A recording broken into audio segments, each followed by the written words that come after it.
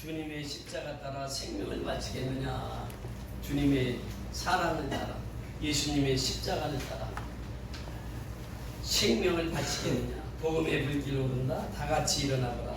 영광의 주님의 나라 다 같이 참여하라. 오늘 영광의 주님의 나라에 다 같이 참여하게 된 줄 믿습니다. 우리 한심령 한심령을 하나님께서 오늘 우리에게 소망을 주시기 위해서 우리 이 자리에 불러주신 줄 믿습니다. 하나님은 나의 참 소망이요, 예수 그리스도는 나의 참 소망인 줄 믿습니다. 예수로 말미암아 승리하는 저와 여러분이 될 수 있기를 주의 이름으로 축원을 드립니다. 예수의 피는 복음입니다. 생명을 살리는 것이 예수의 피입니다. 이 예수의 피의 복음을 통해서 오늘도 우리 영이 살고 우리 생명이 살아서 하나님 앞에 영광 돌리는 복된 시간 되시기를 주의 이름으로 축원을 드립니다. 이 창세기 1장 1절에 보면 대초에 하나님이 천지를 창조하시느니라 이렇게 말씀하십니다. 하나님은 창조주의 하나님이십니다. 우리를 만들어 주신 분은 하나님 한 분이십니다. 그분은 토기장이시고 우리는 진에게 불과한 자들입니다. 하나님 우리를 믿어서 오늘 이 자리에 우리를 앉게 하셨습니다. 우리는 창조주 하나님을 믿습니다. 또 그분이 보내신 예수 그리스도를 믿습니다. 그분은 구속주로 이 땅에 오셨습니다. 요한복음 1장 1절에 보면 태초에 하나님 말씀이 계시니라. 이 말씀이 하나님과 함께 계셨으니 이 말씀이 곧 하나님이시라. 이 말씀이 곧 하나님이시라. 그 말씀이 육신이 되어서 2000년 전에 이 땅에 오신 분이 바로 예수입니다. 그래서 예수님은 우리를 구원하시기 위해서 이 땅에 오셨어요. 그래서 이스라엘 땅에 오셨는데 예수님께서 이스라엘 백성들이 깨닫지 못하고 예수를 영접하지 않습니다. 그래서 이 요한복음 1장 11절에 보니까 자기 땅에 오매 자기 백성이 영접지 아니하였으나 그래요. 그런데 12절에 들어가서 보니까 영접하는 자, 곧 그 이름을 믿는 자들에게는 하나님의 자녀가 되는 권세를 주셨으니 오늘 하나님의 자녀의 권세 가지고 이 자리에 나온 줄 믿습니다. 하나님의 자녀는 하나님이 책임져 주십니다. 하나님이 보호하십니다. 하나님이 그 길을 인도하십니다. 그래서 우리가 믿는 신앙은 우리 아버지는 창조주 하나님이시여 또 우리 아버지는 구속주의 예수님이심을 믿는 것이 참된 신앙인 줄 믿습니다. 하나님께서 예수님을 이 땅에 보내셔서 십자가에 죽게 하셨습니다. 그런데 오늘 사도행전 2장 32절에 보면 이 예수를 하나님이 살리신지라 우리가 다 이 일의 증인이로다. 베드로 사도가 담대하게 이 설교를 합니다. 하나님이 죽은 자 예수를 살리셨습니다. 그래서 우리는 그것을 직접 눈으로 목격한 바입니다. 그래서 우리는 그 증인으로 살아가는 것입니다. 이렇게 설교하는 것입니다. 33절에 보면 하나님의 오른손으로 예수를 높이심에 그가 약속하신 성령을 아버지께 받아서 너희가 보고 듣는 이것을 부어주셨느니라. 아버지께서 성령을 우리에게 주셔서 성령을 부어주셔서 이렇게 담대하게 당신들 앞에 말씀을 인도할 수 있게 되었습니다. 이것입니다. 그러면서 이스라엘 집은 정령할지어다. 당신들이 십자가에 못 박은 그 예수가 하나님이 그리스도와 주가 되게 하셨습니다. 선언합니다. 그래서 그들이 그 설교를 듣고 우리가 어찌할꼬 이렇게 표현을 합니다. 우리가 어찌할꼬 What shall we do? What shall I do? 우리가 어찌할꼬. 그때 사도 베드로가 각각 회개하여 예수 그리스도의 이름으로 세례를 받으라. 그래야 하면 죄사함을 받으리라 이렇게 말씀하신다. 죄사함을 받을 뿐만 아니라 성령을 선물로 받으리라 말씀하십니다. 이 말씀으로 은혜를 끼친 사도 베드로는 또 여러 말로 확증하여 권하며 이르되 너희가 이 패역한 세대에서 구원을 얻으라. 이 패역한 세대에서 구원을 받으라. 성경은 우리에게 심판도 하나님은 우리에게 심판도 하시지만 구원하시는 하나님이십니다. 그러니까 구원하시기 위해서 먼저 심판이라고 하는 그것을 통해서 하나님께서는 구원의 길, 구속의 길을 열어주셨습니다. 에덴 동산에서 행복하게 살던 아담과 하와가 하나님 앞에 범죄를 합니다. 선악과를 따먹고 나서 죄가 그 심령 속에 들어오게 되죠. 그러면서 그 사건을 통해서 선악과 사건을 통해서 창세기 3장 15절에 보면 그렇게 말씀하십니다. 이 땅에 여자의 후손으로 나올 자가 있다. 그분이 누구입니까? 예수란 말이에요. 예수. 그래서 그분은 구속주로 오실 것이다.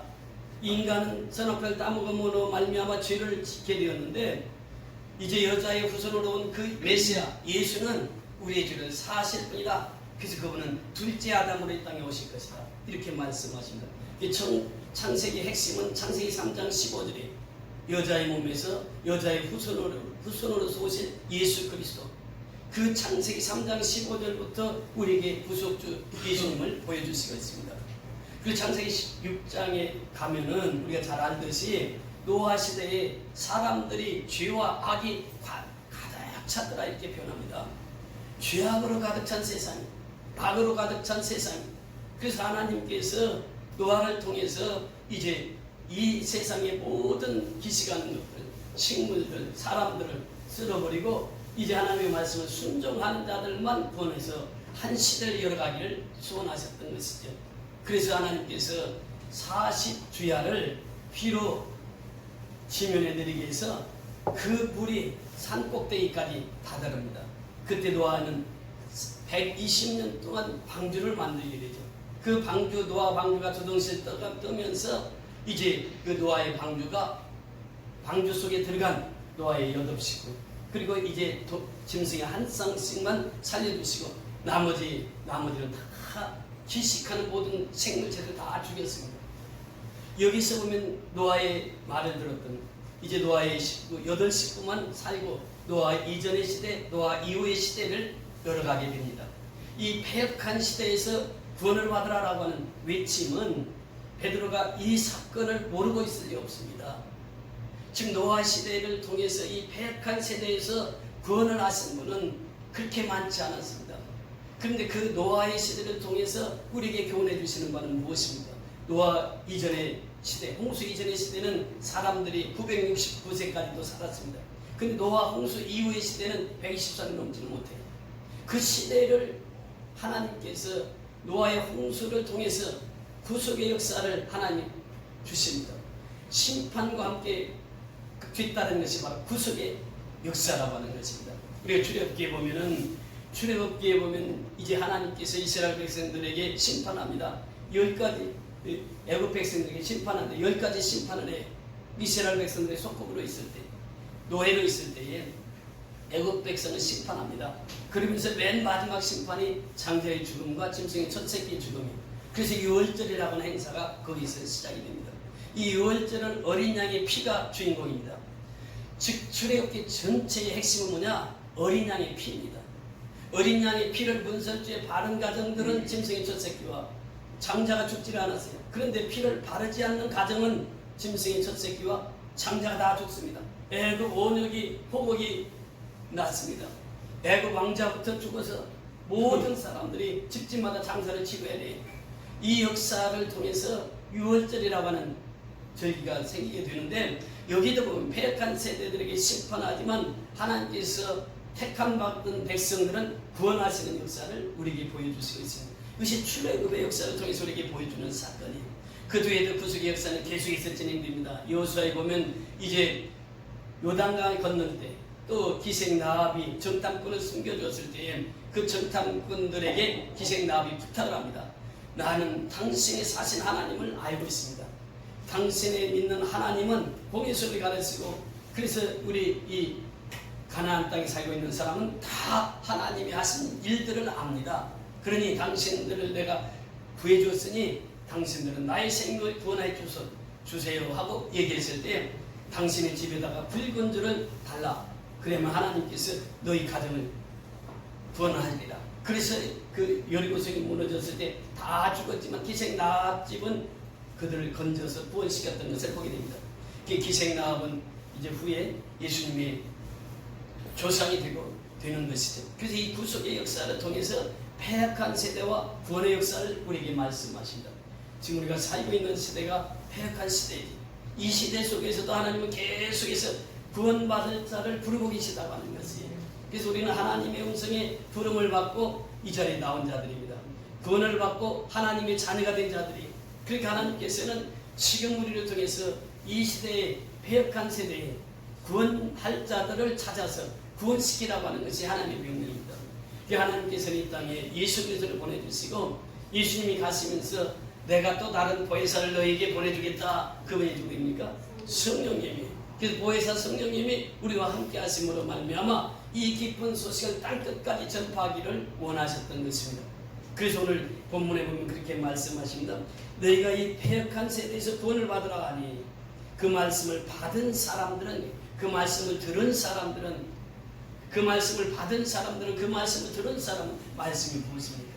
히브리서 4장 12절에 보면 하나님의 말씀은 살았고 운동력이 있어 좌우의 날선 어떤 검보다도 예리하여 우리의 혼과 영과 골수를 찔러 쪼개기까지 하며 우리의 마음과 생각을 지키시는, 그것이 하나님의 말씀입니다.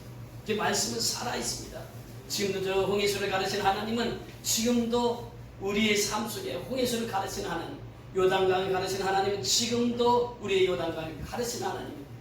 우리 앞에 요단강이 놓여져 있다 할지라도, 홍해수가 놓여 있다 할지라도 하나님께서는 그 홍해수를 가르치는 하나님이요, 요단강을 가르치는 하나님이심을 믿습니다.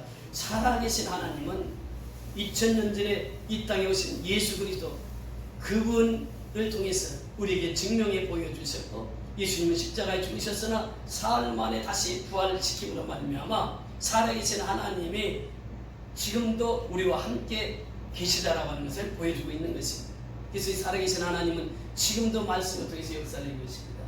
그래서 우리는 그 하나님과 함께 생활해 그 말씀을 듣고 순종을 하는데 하나님께서는 그 역사를 이루어 가십니다. 여러분, 이것이 하나님의 능력입니다. 하나님의 능력은 어디에 있습니까? 구원에 있습니다. 우리를 구원하실 분은 오직 하나님의 능력으로밖에는 구원이 이루어질 수 없다고 하는 것입니다. 그래서 로마서에 보면 사도 바울이 그렇게 고백합니다. 내가 복음을 부끄러워하지 아니하느냐. 이 복음이 무엇입니까? 예수님이 나를 위해서 죽으시고 나를 위해서 부활하셨는데 이 소식을 증거하는 것이 복음을 증거하는 것이요. 그래서 바울의 일생 동안 이 복음을 부끄러워하지 않았습니다. 왜? 그 복음이 나를 살리기 때문에, 그 복음이 우리 가정을 살리기 때문에, 그 복음이 이 민족을 살리기 때문에 복음을 부끄러워하지 않습니다. 복음을 부끄러워하지 않았다고 하는 것은 무엇입니까? 복음을 자랑했다는 것입니다. 예수가 나를 위해서 죽으셨습니다. 부활하셨습니다. 이것을 자랑했다고 하는 것입니다. 복음은 그래서 구원해 주시는 하나님의 능력이 되는 것입니다. 그래서 이 복음을 통해서 구원의 역사가 이루어집니다. 오늘날도 구원받은 우리를 통해서 하나님은 구원시키기를 원하십니다.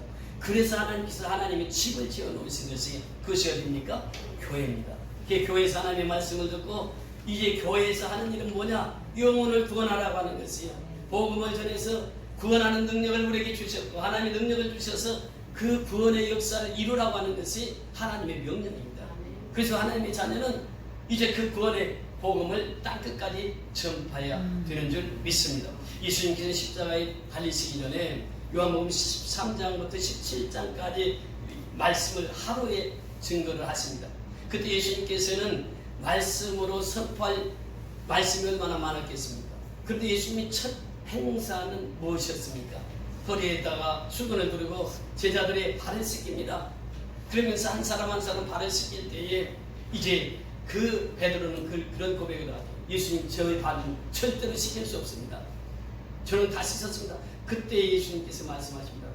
그 베드로에게 내가 발을 씻지 않으면 나와 상관이 없느니라. 그러니까 베드로가 뭐라고 얘기합니까? 그럼 나 목욕까지 시켜드리세요. 아니다, 발만 씻기면 됩니다.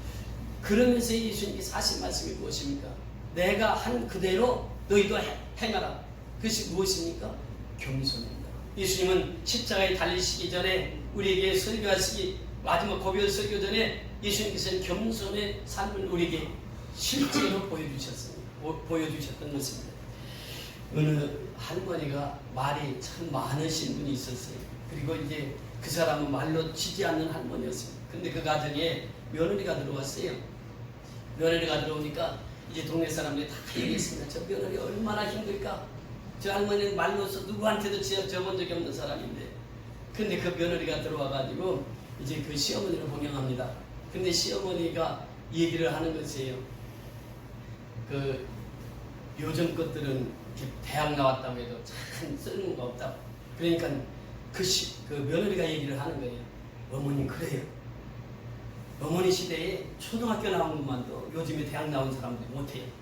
그러면서 시어머니를 받드는 거예요. 그렇게 시어머니가 이제 또 얘기를 합니다. 억지를 부리면서 야, 너 친정에서 뭐 배워가지고 왔느냐? 그랬더니 친정에서 배운 것도 많지만요, 지금 시집 와서 보니까요, 어머니한테 배울 게 더 많아요. 그러면서 또 시어머니를 높여주는 거예요. 그러니까 시어머니가 이리 찔러도 저리 찔러도 계속해서 며느리가 낮아지는 거예요. 그러니까 나중에는 큰 소리 한 이야기가 나오지가 않습니다. 그 나중에는 며느리한테 집년세 다 주면서 야 네가 맡아서 하라. 겸손이 교만을 꺾을 수 있는 것입니다. 예수님께서 이 겸손을 우리에게 보여주신 것이 이것이 이제 십자가의 지식이 바로 첫날에 예수님께서 우리에게 말씀하신 것입니다. 그러면서 예수님 말씀하세요. 너희는 마음에 근심하지 말라. 하나님을 믿으니 또 나를 믿으라 그래. 나는 이제 십자가로 죽으러 가는데 염려하지 말라. 근심하지 말라. 내가 없다고 내가 사라졌다고 근심하지 말라. 염려하지 말라. 내가 너희 집을 예비하러 가는다. 내가 하늘나라에 가서 너희 집을 다 예비하면 너희 있는 곳에 내가 와서 너희를 데리고 와서 영원히 천국에서 살게 할 것이다. 그러면서 예수님이 선포한 말씀이 있습니다. 내가 곧 길이다, 진리다, 생명이다. 이것이 바로 예수님께서 마지막 이제 제자들에게 선포한 말씀입니다. 길이요, 진리요, 생명이신 예수. 그러면서 요한복음 15장에 가면 무슨 말씀이 나옵니까? 나는 포도나무고 너희는 가지다. 제가 내 안에 있으면 과실을 맺고 나를 떠나서는 너희가 아무것도 할 수 없다. 그러면서 요한복음 16장에 보면 성령을 다른 보혜사 성령을 보내주실 것을 약속하시면서 요한복음 17장에 가면 예수님께서 주기도문을 우리에게 말씀하십니다. 그런데 그 핵심의 말씀이 무엇이냐? 요한복음 17장 33절에 보면 예수님께서 이렇게 말씀하십니다. 곧 내가 그들 안에 있고 아버지께서 내 안에 계시니 그들로 온전함을 이루어 하나가 되게 하려 함은 아버지께서 나를 보내신 것과 또 나를 사랑하신 같이 그들도 사랑하신 것을 세상으로 알게 하려 함이로소이다. 예수님의 마지막 기도는 무엇이었느냐? 하나 되는 것이었어요. 하나님과 하나 되는 것이고 예수님과 하나 되는 것이고 성령님과 하나 되는 것, 연합하는 것을 하나님이 그렇게 소원했던 것입니다. 예수님의 마지막 기도가 바로 하나 되는 것이었습니다. 우리가 신앙생활은 예수님과 하나 되어야 됩니다. 성령님과 하나 되는 것이에요. 연합되는 것입니다. 하나님과 연합된 자는 이 세상을 살아가면서 두려움 없이 살아갈 수 있습니다. 성령님과 연합된 자는 이 세상을 두려움 없이 살아갈 수 있다고 하는 것이 이 연합이라고 하는 하나됨의 이 원리를 예수님께서 마지막 주기도문을 통해서 마지막 십자가에 지시기 전날 우리에게 부탁하신 것입니다. 그래서 우리는 하나됨의 원리 속에 살아가야 되는 것이에요. 그래서 구약에서부터 보면은 구름기둥과 불기둥 아래 있는 사람, 그 속에 있는 사람들을 하나님 책임져 주셨다라고 하는 것입니다. 그래서 오늘날도 마찬가지예요. 하나님의 품 안에 있는 사람들을 하나님이 책임져 주십니다. 하나님 품 밖에 있는 사람은 하나님 책임져 주시지 않아요. 그래서 요한복음 15장 5절의 말씀이 무엇입니까? 나는 포도나무요 너희는 가지니 저가 내 안에 내가 저 안에 있으면 과실을 많이 맺나니 나를 떠나서 너희가 아무것도 할 수 없습니다. 가지가 포도나무에 떠나면 아무것도 할 수 없고 죽음밖에 없습니다. 이것이 바로 하나님께서 우리에게 명하신 바예요. 우리는 하나님과 연합해 산다고 하는 것이요. 그리스도와 연합해 산다고 하는 것입니다. 우리 선교 연합교회가 얼마나 좋은 이름을 가졌는지 몰라요. 연합해야 되는 것입니다. 하나님과 연합하고 선교로 연합해야 되는 것이 하나님께서 선교 연합교를 세우신 목적은 선교로 연합하기 위해서 우리 선교 연합교를 세워주신 줄 믿습니다. 아멘. 우리가 이번 코로나19로 인해서 얼마나 힘들고 어렵습니까? 지금 미국에서는 이 확진자가 200만 명을 넘어섰습니다. 사망자가 11만 명. 브라질은 지금 100만이 넘어섰습니다. 확진자가. 어제도 그 브라질 선교사 김선웅 선교사님 우리 교회 와서 선교 보고했던 그 선교사님 지금 코로나19 때문에 너무 힘듭니다. 그 선교사님들 하는 일이 뭐냐? 확진자들 집에 찾아가서 사랑의 밥을 나누고 반찬을 나누고 이 일을 하고 있는 거예요. 근데 이 브라질에 지금 이 확진자가 100만이 넘어서고 이제 그 사망자도 5만에 입박하고 있습니다. 전 세계적으로 사망자가 46만이. 그러니까 이 코로나가 지금 언제 끝일지 모릅니다. 그렇기 때문에 우리는 먼저 이 하나님 앞에 하나님은 심판하실 때 반드시 심판과 함께 무엇을 주신다고요? 구원의 역사가 있다고 하는 것이죠. 그래서 우리가 무엇을 하나님 앞에 잘못했는지 회개하는 것, 이것이 제일 먼저 주어져야 될 우리의 사명이라고 합니다. 우리의 사명은 지금 코로나19를 맞이해서 먼저 하나님 앞에 철저히 회개하는 것이 우리의 사명. 그러면서 내가 받은 하나님의 복음을 땅끝까지 전파하는 이것이 바로 우리의 사명이라고 하는 것입니다. 미얀마는 다행히도 아직 확진자가 190명, 아직 이게 제대로 파악이 안 돼서 그런지 몰라도 5월 16일자인가 그때 발표밖에는 뒤로는 나오질 않았더라고요. 그러니까 미얀마는 아직은 확진자가 많지 않지만 지금도 계속 집에서 나오질 못하게 하는 거예요. 근데 이제 우리가 지난주에 사랑의 쌀 나눔 모금을 해가지고 지난주에 보냈습니다. 그래서 이제 어제 보니까 사진을 찍어서 보내왔어요. 따로 목사님이 각 교회마다 다니면서 쌀을 사가지고 그 사진 찍어가지고 영수증까지 다 첨부해가지고 보내왔어요. 저희 그 모습을 보면서 하나님 앞에 얼마나 감사했는지 모릅니다. 우리가 작년 기도 속에서도 기도했습니다만 우리 30명 성도들이 지금 300명을 섬기고 있잖아요. 이번에는 쌀을 평상시보다도 2배를 높여서 쌀 모금을 했는데 차고 넘치도록 하나님께서 채워주셨어요. 그래서 이번에 1차 보내고 또 이제 한 달 반 있다가 2차로 또 보냈거든요. 그래서 지금 우리가 기도하는 기도의 제목이 무엇입니까? 우리 지교의 성도들 중에 굶어 죽는 사람 없게 해달라고 했는데 이제 오늘이면 또 쌀이 이제 가정마다 다 배달돼서 굶어 죽을 사람이 없도록 하나님께서 우리 책임져 주시는 거예요. 여러분 불교 국가라 할지라도 예수 믿고 예수 품 안에 있으면 하나님께서 그들을 책임져 주시고 그들을 인도하시는 줄 믿습니다. 우리는 그 사명을 감당하고 있는 것이에요. 누가 그 일을 하게 하십니까? 하나님이 하시게 하시는 거예요. 그래서 우리는 하나님의 말씀에 순종하고 나갔더니 하나님께서 그런 기적적인 역사를 베풀어 주시는 것입니다. 요한복음 2장에 보면 가나 혼인잔치가 있습니다. 그때에 예수님 어머니가 예수님에게 부탁을 합니다. 그러니까 예수님께서 어머니 저하고는 상관이 없습니다. 그런데 어머니는 예수가 메시아임을 믿었거든요. 그래서 예수가 말하는 대로 그대로 순종하라고 하인들에게 부탁을 합니다. 하인들에게 예수님이 말씀하십니다. 저 항아리에다 물을 가득 채워라. 그래서 항아리마다 물을 가득 채웠습니다. 그리고 항아리에서 물을 떠서 연회장에 갖다 줘라. 그 갖다 주는 사이에 물이 변화해서 뭐가 됐습니까? 포도주가 됐어요. 이게 하나님의 능력입니다. 물이 변화해 포도주 된 능력을 제일 먼저 보신 사람이 누구입니까? 하인들이, 물동은 하인들이. 순종하는 사람들에게 하나님 능력이 임한다고 하는 것입니다. 여러분 우리는 하인과 같은 존재들이에요. 시키면 시키는 대로만 하면 하나님께서 능력을 더 주신다고 하는 거예요. 그 하인들이, 물동은 하인들이 제일 먼저 목격한 것이 물이 변화해 포도주 됐네. 그래서 우리가 그 복음성가에 있잖아요. 뭐 예수님이 말씀하시니 물이 변화해 뭐가 됐다고 해요? 포도주 됐네. 그 예수님이 말씀하시니 물이 변화해 포도주 됐어요. 예수님이 말씀하시니 풍랑이 고요해졌습니다. 예수님이 말씀하시니 바디메오가 눈을 떴다네. 예수님 말씀 한마디예요. 예수님이 말씀하시니 죽은 나사로가 살아났다네. 이것이 예수님의 말씀, 예수님의 능력입니다. 하나님의 능력은 바로 복음을 전하는 자들에게 주어진다고 하는 사실이에요. 선교하는 자들에게 하나님의 능력을 부어주십니다. 우리가 잘나서 그들을 그렇게 섬길 수 있었습니까? 그렇지 않아요. 우리도 다 부족하게 연약합니다. 우리 교회 성도들 보세요.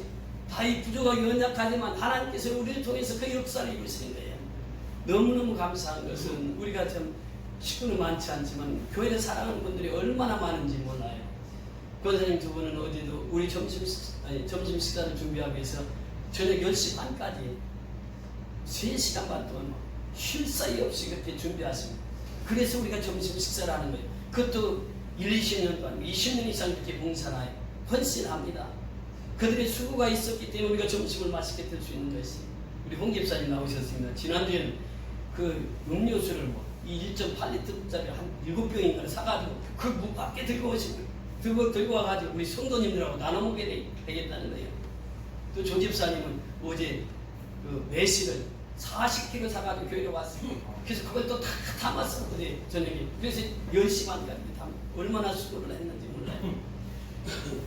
또 이 양남수 권사님은 그 상추를 뜯어가지고 성도들 한 사람씩 한 사람씩 다 갖다 이 상추가요. 사는 상추하고 밭에서 키운 상추는 맛이 다릅니다. 저는 이 농부 출신이잖아요. 그래서 그 잘 알죠. 상추 하나 이렇게 뜯어서 이렇게 한 봉지 만든다는 것이 땀을 쏟아야 그 한 봉지가 나옵니다. 이 심어서 이렇게 자라는 것도 거두는 것만도 그렇게 힘들어요. 그것도 거두어서 전부 다 한 가정씩 나누는 거예요. 이게 뭐냐면 연합이라고, 연합. 우리가 식구는 많지 않지만 연합이 그렇게 잘 되는 거예요. 왜 그런 연합이 잘 되느냐? 선교하기 때문에 그래요. 그래서 우리 교회 이름이 무엇입니까? 선교연합교회. 그 선교연합교회는 하나님께서 함께 하셔서 미얀마 선교를 통해서 하나님의 살아계심을 지금 이 시간에도 보여주시고 있다고 하는 것입니다. 그래서 우리 하나님의 말씀을 듣는 심령들이 믿음이 자라게 되어 있습니다. 말씀을 듣지 않으면 내 믿음이 성장될 수가 없습니다. 우리는 정말 이제 하나님께서 작은 수를 통해서 하나님 큰 일을 시킵니다. 그래서 우리는 기도의 3대 용사처럼 그렇게 쓰임을 받고 있는 것이죠. 하나님께서 얼마나 우리를 사랑하시는지 몰라요. 그래서 우리는 날마다 하나님의 말씀을 드려야 됩니다. 생명의 말씀을 드려야 생명이 살아나는 것이에요. 생명의 말씀 듣지 않고는 우리 믿음이 성장될 수가 없는 것입니다. 그래서 사도 바울은 고백합니다. 믿음은 들음에서 나고 들음은 그리스도의 말씀으로 말미암습니다. 그 말씀을 듣지 않고는 내 믿음이 성장될 수가 없어요. 나 살기도 바쁘잖아요. 요즘에 코로나19로 인해서 요즘에는 참 다들 어려운데 하나님께서 이렇게 채워주시는 거 보세요. 하나님 선교 연합교를 통해서 살아계신 하나님을 증명해 보이시는 것 아니겠습니까? 하나님의 능력을 우리에게 보여주시는 것이에요. 내가 한다, 너희들이 하는 것이 아니다. 이것을 하나님이 보여주시는 것입니다. 이 말씀을 들었을 때에 베드로의 설교를 듣고 그들이 마음을 찔려 우리가 어찌할꼬 하거늘 회개하라. 그래서 회개하고 세례를 받은 사람이 그날에 3,000명이나 했다. 그러니까 예루살렘의 숫자가 그 당시에 3만이었습니다. 근데 3만인데 어떻게 3,000명이 세례를 받냐? 오순절을 지키기 위해서 각국에서 다 왔어요. 그러니까 그때는 오순절을 지키기 위해서 더 많은 사람들이 왔지. 그런데 이 베드로의 설교를 듣고 3,000명이 회개하고 세례를 받습니다. 놀라운 기적적인 역사죠. 오순절에서 이 3,000명이 회개하고 세례받고 교회가 세워집니다. 이것이 예루살렘 교회예요. 그러니까 우리가 성령이 충만해서 말씀을 선포했을 때 3,000명이 회개하고 주님 앞에 돌아왔을 때 초대 교회가 세워지게 되었다고 하는 것입니다. 오늘 역시 마찬가지입니다. 교회는요, 성령이 충만한 자들을 통해서 교회가 세워지는 줄 믿습니다. 1973년도에 여의도에서 무슨 일이 있었습니까? 빌리 그레햄 목사님이 설교를 하시는데 그 김포 공항이 딱 내리니까 그 공항에 얼마나 많은 이파들이 가서 몰렸는지 아주 국빈대우로 이렇게 이 땅에 오셔서 복음을 전파하는데 그때 그 설교하는 장면을 제가 이제 유튜브에 보니까 나와 있더라고요. 보면서 너무 감동을 받았는데 그 김장한 목사님 키가 조그만하신 김장한 목사님이 통역을 하시고 빌리 그레햄은 키가 얼마나 큰지 몰라요. 키가 크신 빌리 그레햄 설교를 합니다. 그 설교의 핵심은 뭐냐? 창세기부터 시작해서 구속의 역사를 설명하는 거예요. 창세기도 구속이, 창세기는 여자의 후손으로 오신 예수, 그 다음에 출애굽기는 이제 어린 양으로 오신 예수, 어린 양으로 오신 예수, 또 레위기는 제물이 되신 예수. 그러면서 그야 전체를 구속사로, 그러면서 복음서는 그리스도, 또 사도행전은 부활하신 그리스도, 또 서신서는 우리가 높여야 할 하나님 우편에 앉아 계신 그리스도, 또 계시록은 다시 오신 그리스도. 그러면서 예수에 대해서 포커스를 맞추고 그 설교를 100만이 모였습니다. 여의도 땅에. 그때 의상들을 보니까 할머니 할아버지들은 다 바지 저고리 입고 오셨어요. 그때는 지하철, 오늘날 지하철처럼 고속철이 있는 것도 아니 고속버스가 있는 것도 아니 73년도만 해도. 그런데 그때 여의도에 100만이 모였다고 하는 상상을 해보세요. 하나님의 복음이 아니고는 어떻게 그런 많은 사람들이 모여서 복음을 들을 수 있습니까? 제주도에서는 배를 타고 한 달 이상 저 목포에서 여수에서 부산에서 마산에서 그렇게 천국에서 모여가지고 그 복음을 드려요. 그때 결신자 수만 해도요 엄청납니다. 그래서 한국의 부흥의 불길이 그 여의도의 100만의 음집에서 그 말씀을 듣고 그래서 부흥의 불길이 타올랐던 것이죠. 이미 우리는 평양의 장대현 교회에서부터 부흥의 불길이 불었지만 이제 그 1973년도에 그 역사를 이루신 것은 바로 그 빌리 그레햄 목사님 오셔서 부흥회를 인도하고 나서 한국교회가 이렇게 불같이 일어났던 것을 보게 됩니다. 여러분 보세요. 이 복음이라고 하는 것은 능력입니다. 저는 이제 그 복음을 증거하면서 비행기를 수없이 탔잖아요. 지금 수십 바퀴 돌았잖아요. 그러면서 20여 군데 나라에 다니면서 복음을 전파하면서 느낀 것이 뭐냐? 우리나라 대통령 이름은 아는 사람 없어요. 근데 삼성, LG 거의 다 합니다. 그래서 삼성이 어느 나라 할 거냐? 대한민국 거다 그러면 대한민국에 삼성이 있었습니까? 그래요. 그러니까 대한민국은 몰라도 삼성을 알고 LG는 알아요. 그런데 대통령은 몰라도 조영기 목사님 아시더라고요. 폴조 여기에서 그 조영기 목사님은 다 아는 거예요. 우리나라 대통령 몰라도 복음을 전하는 조영기 목사님 아시더라고요. 이게 뭐냐면 이 복음의 능력은요 엄청난 것입니다. 외교도 이 복음의 능력 가지고 가서 외교를 하게 되면은 정말 하나님께서 놀랍도록 역사해 주시는 줄 믿습니다. 그래서 오늘날 보세요. 누구를 통해서 하나님께서 쓰기를 원하십니까? 회개하고 세례받은 자입니다. 그러니까 사도행전 2장 38절 올라가면 회개하여 예수 그리스도의 이름으로 세례를 받으라고 해요. 그럼 무엇을 받고? 죄사함을 받아요. 죄사함을 받지 못하고는 구원을 받을 수가 없습니다. 죄사함을 받은 사람이 구원을 받아요. 그렇게 세례를 받은 사람이 죄사함을 받는 것이에요.